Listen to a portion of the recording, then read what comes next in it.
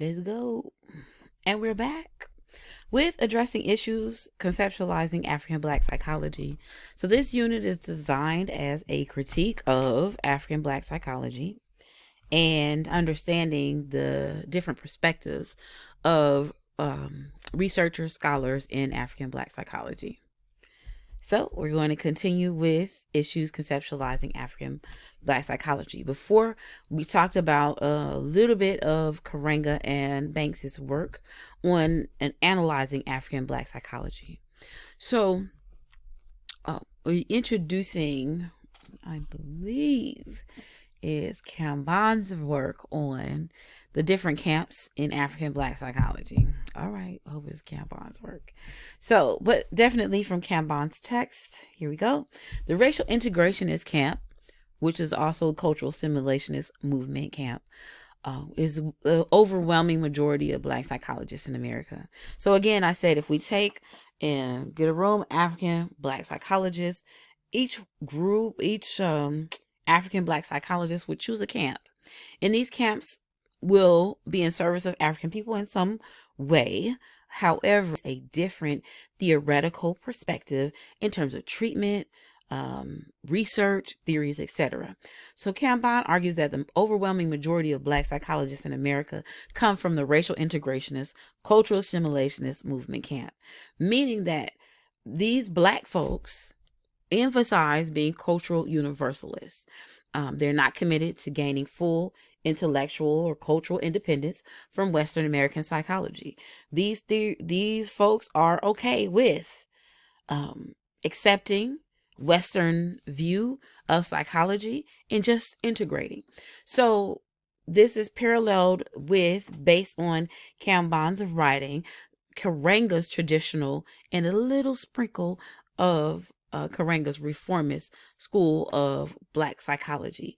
Remember, Karenga came up with the three camps: traditional reformist and traditional reformist and radical schools of thought in African Black psychology. So the radical integrationist, cultural assimilationist, again, a majority of Black psychologists in America fit in this camp, would fit in that traditional reformist school of thought. Assimilate, let's just use European theories, let's not rock the boat, let's study what European people have laid out and accept that. But I believe Kamban agreed the emphasis is just don't let them be too racist. So the next camp is the Black American nationalist camp.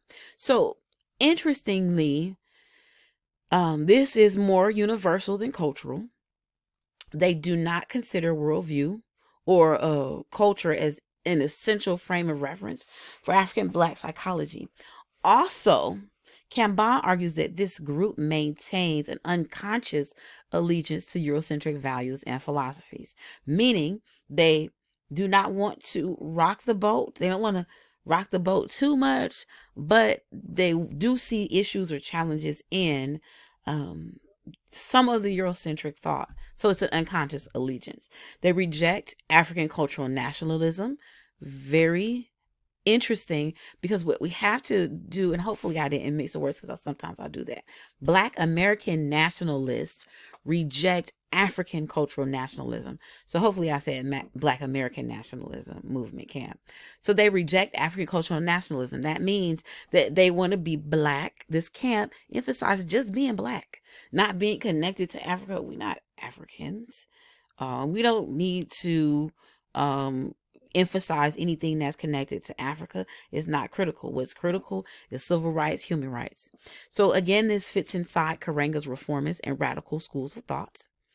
And that moves us then to the Pan-African cultural nationalist movement camp. This is Karenga's radical school of thought. And then interestingly, based on Kamban's writing, it parallels with Karenga's radical school of thought in that it advocates that race and culture are the foundation of African self-identity. This Pan-African cultural nationalist movement camp emphasizes cultural reclamation, African nation building and maintenance as the primary function of African Black psychology.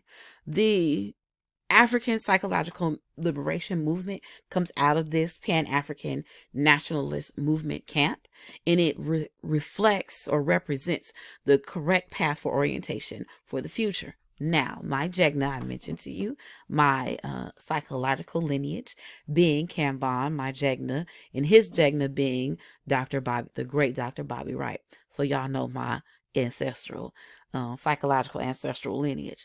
I'm going to push the agenda a little bit by saying there should be another camp which may address some gaps or things that are missing, including spirituality. So one of the things that Kanban emphasized in his critique of Karenga and Banks is that they deny or ignore the importance of worldview analysis in their critique of these different schools of thought in African Black psychology. So African psychological thinkers, he argued, must maintain an intense intellectual cultural vigilance as to worldview or cultural conceptual framework at all times.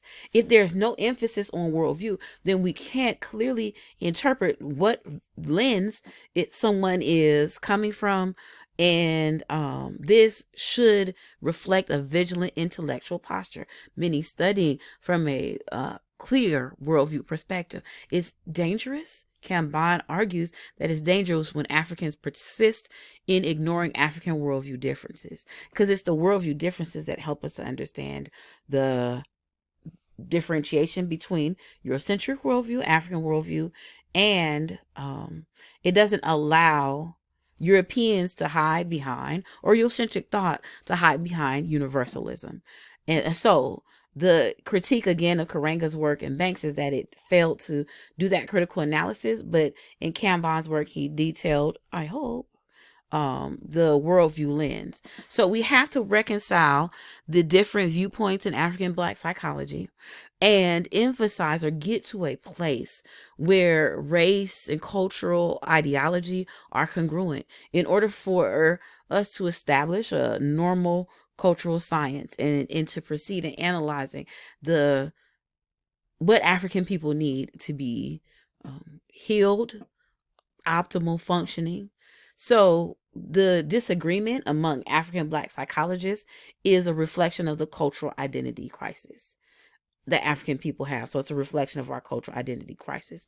And again, Kanban argues that this must be addressed. So the optimal function of African people in psychology is from a worldview orientation. African psychologists must operate from a worldview orientation because it's critical to the determination of the value of analysis, interpretation, and perspective that's generated in relation to survival and the nation building needs of African people throughout the world. So conclude with this and make sure that we understand that African Black psychologists should operate from an African worldview perspective and have more Pan-African nationalist leanings in terms of their worldview perspective. And I argue, add a sprinkle of spiritual onto that, and then we'll be good as African folks. Thank you again. I am Dr. Slater Sarah. See you in the next one.